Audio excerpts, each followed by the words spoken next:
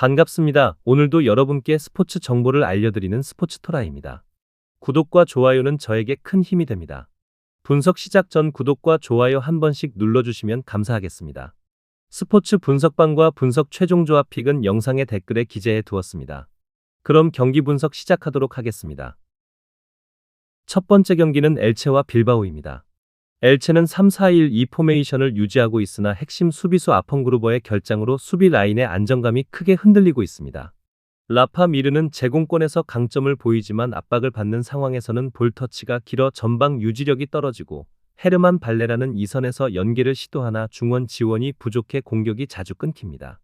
로드리고 멘도자는 빌드업 과정에서 전환 패스를 시도하지만 수비진의 간격 붕괴로 역습 시 뒷공간이 자주 노출되고 있습니다.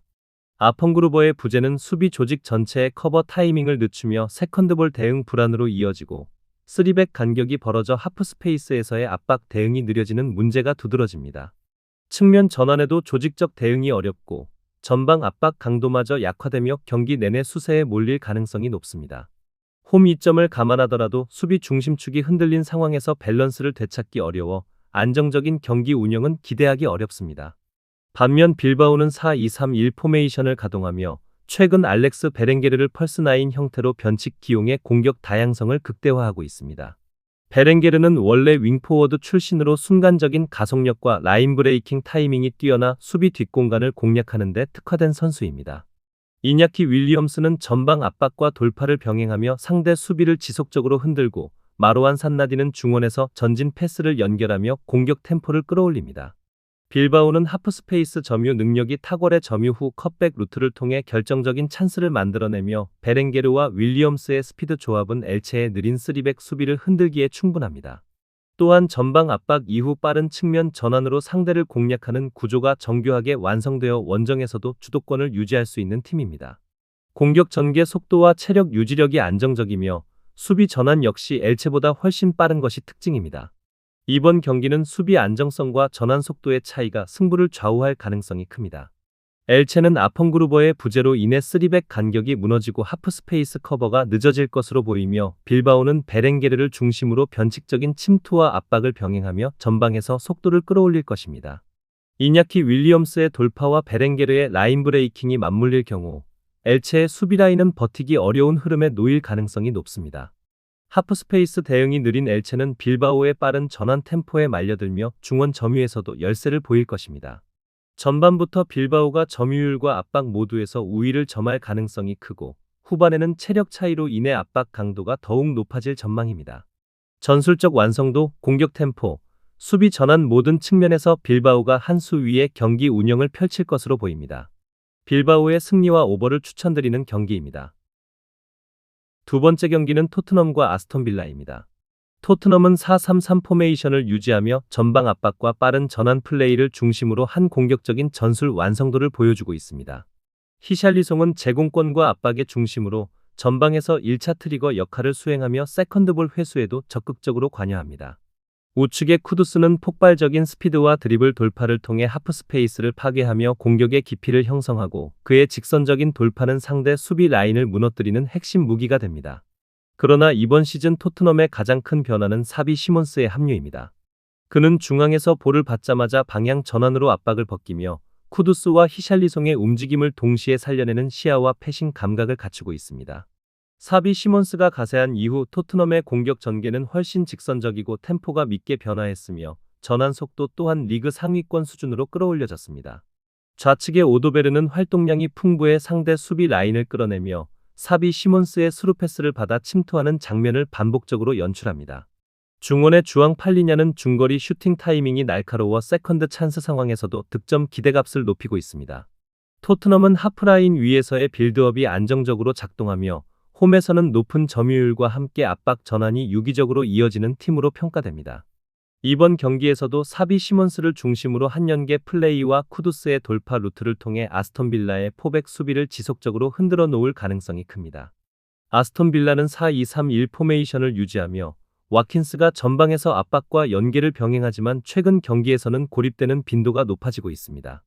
맥기는 2선에서 세컨드볼 커버와 템포 조절에 집중하고 틸레만스는 중원에서 빌드업을 이끌지만 압박 강도가 높은 팀을 상대로는 전환 속도가 떨어집니다.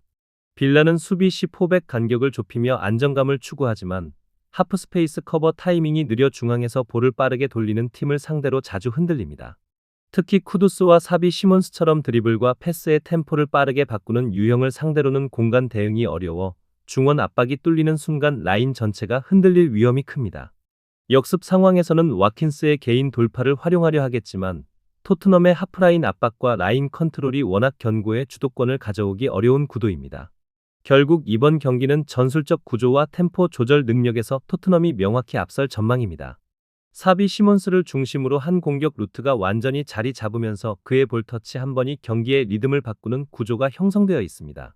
쿠두스는 폭발적인 돌파로 빌라의 측면 수비를 압박하고 히샬리송은 센터백을 등지고 공을 받아내며 이선 침투 공간을 만들어줍니다. 여기에 팔리냐의 중거리 슈팅이 더해지면 토트넘은 다양한 공격 패턴으로 빌라 수비를 흔들 가능성이 큽니다. 빌라는 라인을 내리고 버티겠지만 토트넘은 중원에서 수적 우위를 점하며 점유와 전환 플레이를 주도할 것입니다. 결국 볼점유 플러스 템포 조절 플러스 하프스페이스 공략의 세 요소를 완성한 토트넘이 경기 흐름을 장악할 가능성이 높습니다. 사비 시몬스의 전진 패스 타이밍이 빌라의 수비 라인을 무너뜨릴 것이며 홈 2점을 등에 업은 토트넘은 초반부터 강한 압박으로 템포를 장악할 것입니다. 후반으로 갈수록 공격 패턴의 다양성이 더해지며 꾸준히 찬스를 만들어낼 전망입니다. 토트넘의 승리와 오버를 추천드리는 경기입니다. 세 번째 경기는 셀타비고와 소시에다드입니다. 셀타비고는 3-4-3 전형을 유지하며 홈 경기에서는 라인을 적극적으로 끌어올려 공격적인 압박과 빠른 전환을 중심으로 경기를 풀어갑니다. 파블로 듀라는 전방에서 지능적인 압박 움직임으로 상대 빌드업을 차단하며 이아고 아스파스는 중앙과 측면을 오가며 하프스페이스에서 정교한 연계 패스를 주도합니다. 특히 아스파스의 침투 타이밍과 킥 정교도는 여전히 라리가 정상급으로 평가받으며 박스 안팎을 가리지 않고 상대 수비의 시야를 흔드는 위협적인 존재입니다. 일라익스 모리바는 중원에서 템포를 조율하며 수비와 공격을 연결하는 핵심 고리로 기능하고 팀 전체의 전환 속도를 안정적으로 유지합니다. 셀타비고는 홈에서 전방 압박 강도와 세컨드볼 회수율이 매우 높고 홈팬들의 강렬한 에너지와 응원에 힘입어 상대팀이 전반 중반 이후부터 체력적으로 크게 흔들리는 경향을 보입니다. 실제로 레알 마드리드나 바르셀로나 같은 강팀조차 발라이도스 원정에서 고전했던 이유가 바로 이러한 집요한 압박과 에너지입니다. 이번 경기에서도 그 특유의 홈 강세는 유지될 것으로 보이며 소시에다드가 이 환경에 적응하기란 쉽지 않은 과제가 될 것입니다. 소시에다드는 4-1-4-1 전형을 유지하지만 원정 경기에서는 수비 간격이 자주 벌어지고 압박이 강한 팀을 상대로 안정적인 빌드업이 무너지는 경우가 잦습니다. 미켈 오야르사발은 측면에서의 커싱과 볼 운반 능력이 탁월하지만 원정에서는 상대 압박에 밀려 볼 터치 횟수가 줄고 영향력이 감소합니다. 쿠보 타케후사는 빠른 돌파와 공간 침투 능력을 지녔으나 셀타비고의 촘촘한 하프라인 압박 앞에서는 자신이 가진 스피드를 살리기 어렵습니다. 베냐트 투리엔테스는 중원에서 전개를 담당하지만 강한 압박이 가해지는 원정 경기에서는 템포를 잃고 패스 성공률이 급감하는 문제를 드러냅니다. 게다가 소시에다드는 이번 시즌 들어 원정 승률이 급락하며 경기 후반 체력 저하와 함께 집중력 붕괴가 빈번하게 나타나고 있습니다. 전술적으로는 짜임새가 있으나 압박 강도가 높은 팀을 상대로는 공수 밸런스가 쉽게 무너지는 모습입니다. 이번 경기는 전술 완성도보다 환경적 요인과 심리적 안정감이 승패를 가를 가능성이 높습니다. 셀타비고는 홈에서 강한 전진 압박과 세컨드볼 회수를 기반으로 경기의 리듬을 완전히 장악할 것이며 아스파스와 모리바의 유기적인 연계를 통해 공격 전환 속도를 높일 것입니다. 반면 소시에다드는 원정에서 후방 빌드업이 흔들리며 실책이 발생할 가능성이 높고 쿠보와 오야르사발이 전방에서 돌파를 시도하더라도 셀타비고의 밀도 높은 중원 블록을 뚫기 어렵습니다. 무엇보다 홈팬들의 강한 압박감은 소시에다드 수비라인의 판단을 지연시키고 실수를 유발할 주요 요인으로 작용할 것입니다. 결국 셀타비고가 경기 초반부터 주도권을 잡고 후반부 체력 우위를 앞세워 결정적인 찬스를 만들어낼 가능성이 큽니다. 셀타비고의 승리와 언더를 추천드리는 경기입니다. 네 번째 경기는 리버풀과 맨체스터 유나이티드입니다. 리버풀은 4-2-3-1 포메이션을 기반으로 에키티케와 모하메드 살라의 전방 조합을 중심에 두며 공격의 완성도를 높이고 있습니다. 에키티케는 타이밍을 읽는 움직임과 공간 감각이 뛰어나 상대 수비 라인 사이를 기민하게 파고들며 전방에서 압박과 침투를 병행합니다. 모하메드 살라는 익숙한 오른쪽 하프 스페이스에서 인버티드 무브를 시도해 중앙으로 좁히며 결정적인 슈팅 각도를 만드는 전형적인 공격 루트를 유지하고 있습니다. 비르츠는 공격 이선에서 템포를 조절하고 살라와의 유기적인 연계를 통해 짧은 패스로 공격 방향을 빠르게 전환합니다. 리버풀은 에키티케의 움직임을 중심으로 좌우 풀백이 동시에 오버래핑에 가담해 폭넓은 공격 전개를 만들고 살라가 하프 스페이스로 좁혀 들어올 때 비르츠의 전진 패스가 곧바로 슈팅으로 이어지는 높은 효율의 공격 구조를 유지합니다. 후방 빌드업에서는 중원에서 끊김이 거의 없고 세컨드볼 회수율이 높아 상대 진영에서 경기를 풀어나가는 능력이 탁월합니다. 이러한 안정된 구조 덕분에 리버풀은 홈 경기에서 높은 점유율과 빠른 전환을 동시에 구사할 수 있으며 이번 경기에서도 주도권을 장악할 가능성이 높습니다. 맨유는 3-4-3 포메이션을 유지하지만 팀 밸런스 붕괴와 간격 조절 실패로 인해 전술적 불안정이 뚜렷하게 드러나고 있습니다. 마테우스 쿠냐는 전방에서 폭발적인 스피드를 활용하지만 지원이 늦어 고립되는 장면이 많고 공격 연결의 연속성이 떨어집니다. 마운트는 이선에서 왕성한 활동량으로 커버 범위를 넓히지만 압박 타이밍이 일정하지 않아 미드필더와 수비 라인 간격이 자주 벌어집니다. 브루노 페르난데스는 창의적인 전진 패스를 시도하지만 중원 압박이 무너지면 곧바로 수비 뒷공간이 노출되며 실점 위기를 초래합니다. 최근 경기에서도 3선과 4백 사이의 간격이 지나치게 넓어져 상대에게 하프스페이스 침투와 세컨드볼 점유를 허용하는 패턴이 반복되고 있습니다. 수비 라인을 끌어올리지 못하면서 전방 압박도 느슨해지고 전체적인 팀 간격이 붕괴되는 구조적 문제는 여전히 해결되지 않고 있습니다. 이번 경기에서도 이러한 약점은 리버풀의 빠른 템포 공격의 치명적인 약점으로 작용할 가능성이 큽니다. 이번 매치는 전술 완성도와 공격 템포에서 리버풀이 확실히 앞서는 구도입니다. 리버풀은 살라와 에키티케의 유기적인 움직임을 활용해 맨유 수비와 미드필더 사이의 공간을 집중적으로 공략할 것이며 비르츠의 세밀한 전진 패스가 공격 전환의 중심축 역할을 할 것입니다. 반면 맨유는 마운트와 브루노를 통해 공격 템포를 끌어올리려 하겠지만 중원 간격 유지 실패와 느린 수비 전환으로 인해 리버풀의 압박에 쉽게 말릴 수 있습니다. 특히 살라가 하프스페이스로 침투하는 순간 맨유의 수비 라인이 무너질 여지가 크고 풀백이 따라붙지 못할 경우 리버풀의 공격이 폭발적으로 전개될 가능성이 큽니다. 경기 초반에는 탐색전 양상으로 흐르겠지만 중반 이후 리버풀이 점유율을 높이며 주도권을 장악할 것으로 예상됩니다. 후반으로 갈수록 맨유의 체력 저하와 간격 붕괴가 심화되며 리버풀의 템포 유지력이 더욱 빛을 발할 것입니다. 전반적인 전술 완성도와 공격 리듬에서 우위에 선 리버풀이 홈에서 흐름을 완전히 지배할 가능성이 높습니다. 리버풀의 승리와 오버를 추천드리는 경기입니다. 다섯 번째 경기는 레반테와 라요입니다. 레반테는 5-4-1 포메이션을 유지하며 안정적인 수비 밸런스를 최우선으로 두는 팀입니다. 이반 로메로는 전방에서 넓은 활동 반경을 바탕으로 수비 라인을 끌어내며 공격의 기점을 만들어가고 로저 브루게는 중원과 전방을 오가며 세컨드볼 회수에 적극적으로 관여합니다. 파블로 마르티네즈는 후방 빌드업의 중심축 역할을 담당하며 점유율 유지와 볼 순환의 안정성을 더하고 있습니다. 최근 레반테는 수비형 미드필더의 위치 조정을 통해 후방 빌드업의 안정성을 강화했고 양쪽 풀백이 안쪽으로 좁혀 들어오는 인버티드 풀백 전술을 변칙적으로 활용해 중원 점유율을 높이고 있습니다. 다만 이로 인해 전방 침투 타이밍이 늦어지며 공격 템포가 다소 무뎌지고 실제 박스 근처에서는 마무리 단계에서의 결정력이 부족한 패턴이 이어지고 있습니다. 전진 의지는 있으나 세밀한 연계가 박스 앞에서 끊기며 결국 전체적인 경기 양상은 점유 중심의 안정적인 운영으로 흘러갈 가능성이 높습니다. 라요는 4-4-1-1 전형을 기반으로 점유율 축구를 지향하지만 경기마다 전술 완성도의 편차가 존재합니다.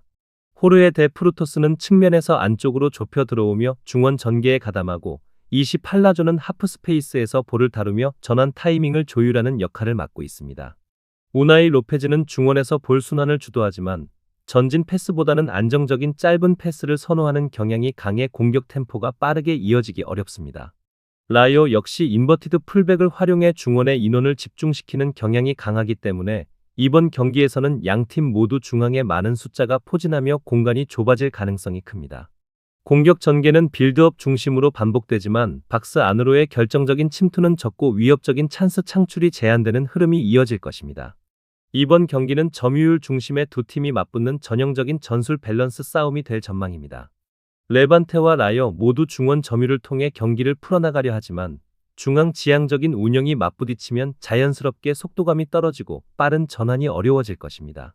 양팀 모두 전방 압박보다는 중원 블록을 유지하는 데 집중할 가능성이 높아 루즈한 템포 속에서 점유율만 오가며 결정적인 찬스 없이 90분이 소모될 가능성이 큽니다. 전반에는 서로의 빌드업을 견제하는 신중한 공방이 이어지고 후반에도 안정적인 수비 조직 유지가 경기의 핵심이 될 것으로 예상됩니다. 결국 득점 기회는 제한적일 것이며 승부는 나지 않고 무득점 혹은 저득점 무승부로 마무리될 가능성이 높습니다. 무승부와 언더를 추천드리는 경기입니다. 마지막 경기는 헤타페와 레알 마드리드입니다. 헤타페는 5-3-2 포메이션으로 두 줄 수비 블록을 견고하게 형성하며 하프라인 아래에서 밀집 수비 중심의 안정적인 운영을 펼치는 팀입니다. 우체는 전방 압박 시 활발한 움직임으로 세컨드볼을 노리지만 상대 진영 깊숙이 진입했을 때 연계 플레이가 부족해 공격 전환이 원활하지 않습니다. 아드리안 리소는 빌드업 구간에서 안정적인 패스를 제공하지만 전진 타이밍이 늦어 역습으로 이어지는 연결이 부드럽지 않고 아람바리는 중원에서 수비 지원 역할을 맡지만 볼을 오래 끄는 경향이 있어 강한 압박에 쉽게 밀립니다. 헤타페는 기본적으로 수비 조직력이 뛰어나지만 상대가 박스 근처에서 템포를 높이면 블록 내 간격이 벌어지는 약점을 드러냅니다. 특히 후반으로 갈수록 측면 커버가 느려져 하프스페이스 침투에 쉽게 노출되며 홈에서도 전술적 밸런스 면에서는 상위권 팀을 상대로 수세적인 경기를 펼칠 가능성이 큽니다. 결국 레알 마드리드의 빠른 템포와 전술적 전환에 맞서는 과정에서 체력적, 조직적 한계를 노출할 여지가 있습니다. 레알 마드리드는 4-2-3-1 포메이션을 기반으로 비대칭 인버티드 풀백 전술을 가동하며 공격 시 전술적 유연성을 극대화합니다. 발베르데를 오른쪽 풀백에 배치해 중앙으로 좁혀 들어오게 하면서 중원에서 수적 우위를 형성하고 이를 통해 점유율을 안정적으로 확보합니다. 퀼러는 하프스페이스에서 전진 패스를 연결하며 공격 전환의 중심을 담당하고 음바페는 전방에서 수비 라인을 끌어내며 박스 안 공간을 열어줍니다. 비니시우스는 폭발적인 측면 돌파로 박스 안 균형을 무너뜨리며 경기 초반부터 상대 수비를 흔드는 역할을 수행합니다. 후반에는 호드리구를 투입해 투톱 형태로 전환하면서 공격 패턴의 속도와 다양성을 강화하고 미드필더진은 패스 템포를 끌어올려 상대 압박 타이밍을 무력화시킵니다. 레알은 높은 수비 라인을 유지하지만 전방 압박 성공률이 높아 실점 위험이 적으며 음바페와 비니시우스의 연속 침투가 이어질 때 상대 수비 간격을 크게 벌려 경기 주도권을 완전히 장악합니다. 전술적 변주와 포지셔닝 유연함으로 경기 내내 흐름을 주도할 가능성이 높습니다. 이번 경기는 전술 완성도와 공격 전환 속도의 차이가 뚜렷한 매치업입니다. 레알 마드리드는 발베르데의 인버티드 무브를 활용해 중원 장악력을 극대화하며 퀼러가 하프스페이스에서 찔러주는 전진 패스로 음바페와 비니시우스의 침투를 뒷받침할 것입니다. 헤타페는 수비적으로 밀집된 형태를 유지하겠지만 장시간 압박을 견디기에는 체력적 부담이 크고 후반으로 갈수록 측면 전환 대응이 느려질 가능성이 있습니다. 레알은 점유율 기반의 공격 전개와 빠른 템포 전환으로 헤타페의 블록을 흔들며 세컨드볼 싸움에서도 우위를 점할 것으로 보입니다. 결국 전술적 완성도와 체력, 공격 루트의 다양성에서 앞선 레알 마드리드가 경기 내내 주도권을 유지할 가능성이 높습니다. 후반으로 갈수록 격차는 더욱 벌어지고 레알이 안정적으로 경기를 지배할 흐름이 예상됩니다. 레알 마드리드의 승리와 오버를 추천드리는 경기입니다. 더 다양한 경기에 대한 세부적인 분석이 궁금하시다면 영상 하단의 댓글을 확인해 주시면 되겠습니다. 스포츠 토토를 처음 접해서 어떻게 해야 할지 모르시는 분, 스포츠 토토를 좋아하시지만 적중률이 낮아 고민이 많으신 분, 경기 시작 전 분석 자료 확인은 필수이며 가장 중요한 정보력이 수익의 80% 이상 차지하고 있습니다. 주저없이 유튜브 여러 전문가의 도움을 받아보시길 바랍니다. 수익을 위해 이상한 곳에 가입비 내고 돈 날리지 마시고 유튜브에서 여러 영상들을 참고하여 베팅하시는 걸 추천드립니다. 오늘도 영상 시청해 주셔서 감사드리고 건승하는 하루 되시길 바랍니다.